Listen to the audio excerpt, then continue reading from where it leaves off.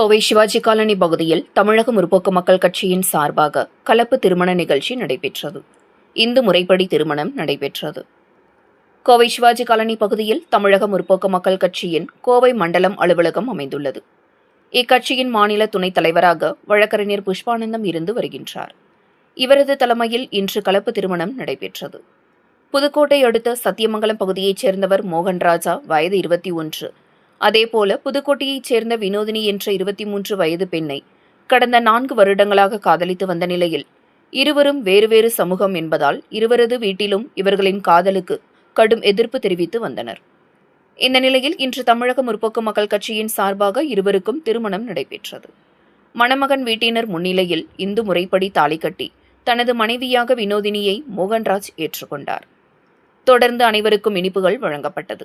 இந்த நிகழ்வில் வழக்கறிஞர் குமாஸ்தாக்கள் திவ்யா, லக்ஷ்மி, செல்வராஜ், இ-சேவை மையம் பொன்முருகன், செல்வபுரம் மீரான் கனி, வைத்தியர் பாலகிருஷ்ணன், கிருஷ்ணமூர்த்தி உள்ளிட்ட பலர் கலந்து கொண்டனர் என்பது குறிப்பிடத்தக்கது.